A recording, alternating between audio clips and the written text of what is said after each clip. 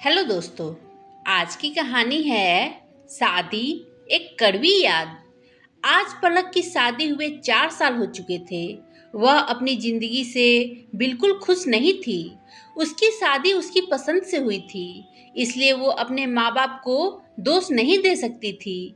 वह जितना सह सकती थी सहा, पर उसकी स्थिति इतनी दुखदाई हो जाएगी उसने सपने में भी नहीं सोचा था। वह अपने पति मोहित के साथ अकेले ही दूसरे शहर में रहती, पर मोहित उसके लिए घर की जरूरत भी पूरी न करता। घर में घर गृहस्थी के नाम से कुछ नहीं था। वह सोचती थी धीरे धीरे सब ले लेंगे, पर मोहित प्राइवेट कंपनी में काम करता था। मोहित की कमाई इतनी भी कम नहीं थी कि पलक की जरूरतें पूरी न कर सके, लेकिन मोहित की आदत अपने शौक पूरा करने की थी, जैसे उसकी शादी से पहले थी। जैसे दोस्तों के साथ कहीं भी घूमने का प्लान बनाना, सूट बूट में रहना, प्रेस कपड़े पहनना, अच्छे से अप टू डेट रहना। उसके पास कपड़ों की कोई कमी न थी।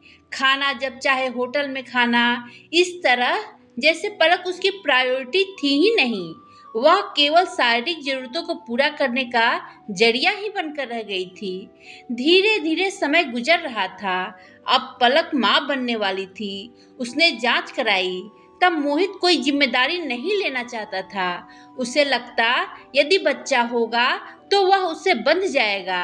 अब दिन रात पलक परेशान रहने लगी। वह केवल माँ से बात करके मन का बोझ हल्का करती। इस बार उसने ठान लिया कि मैं बच्चे को जन्म दूंगी। माँ ने साथ दिया और उससे कहा कि बच्चे का प्यार ही तेरे पति को जिम्मेदार पिता बनाएगा।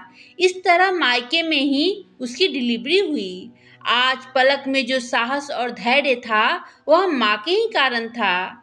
माँ ने दामाद को फोन किया तो वह खींचा चला आया। बेटे को देखते ही मन में पिता का प्यार उमड़ आया। फिर मोहित पलक को अपने साथ ले गया।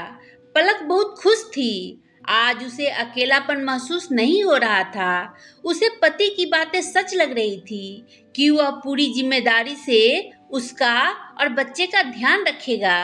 पर घर आकर देखा तो मोहित ने कोई व्यवस्था नहीं की थी। ना बच्चे के लिए खिलौने, ना उसका बिस्तर, कुछ भी नहीं लिया था। इस तरह देखकर पलक के पैरों से जमीन खिसक गई। नहीं तो वह चाहता तो घर गुब्बारे और फूल से सजाता, पर ऐसा कुछ नहीं किया था मोहित ने। अब बच्चे के साथ पलक को और भी परेशानी होने लगी। वह ना उसका ख्याल रखता, ना बच्चे का, और ना ही घर को घर समझता। इस तरह फिर समय निकल रहा था, पर मोहित में कोई बदलाव महसूस नहीं हुआ। फिर माँ से पलक ने पूरी बात बताई। फिर उसकी माँ पलक को अपने पास ले आई। उसने कहा, जब तुम्हारा पति साथ नहीं दे रहा है तो क्या मतलब ऐसी जिंदगी का। फिर माँ के साथ रहते हुए पलक ने अपना काम चालू किया। बच्चे को अच्छी परवरिश देनी थी। वह अचार पापड़ का काम करने लगी। अब पति के भरोसे नहीं रही। उसने अपने पति से कहा, अब तुम्हारे साथ नहीं रह सकती हूँ। आज मैं भी काबिल हो गई हूँ। तुम्हारे बिना रह सकती हूँ। इस तरह माँ ने हौसला देकर उसके जीवन को संवारा।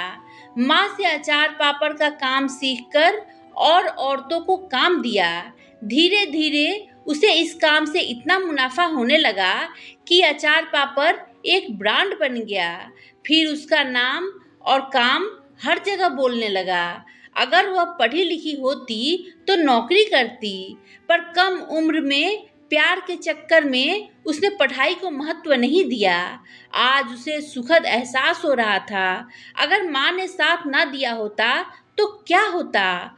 अब पलक का एक दिन पेपर में नाम देखकर उसके पति मोहित को अपनी गलती का एहसास हुआ कि मैंने पलक के साथ कितना गलत किया। मैं वहीं का वहीं हूँ। आज पलक कितना आगे बढ़ गई। पलक का तलाक होने के कारण उसे गुजारा भत्ता मिलता रहा और साथ ही बच्चे का पालन पोषण की निश्चित की गई कीमत भी मिलती रही। इस तरह पलक आज अपने पैरों में खड़ी होकर गर्व के साथ कहती है कि मैं जो हूँ वो माँ के बदौलत हूँ। जो भी सीखा आखिर माँ से ही सीखा है।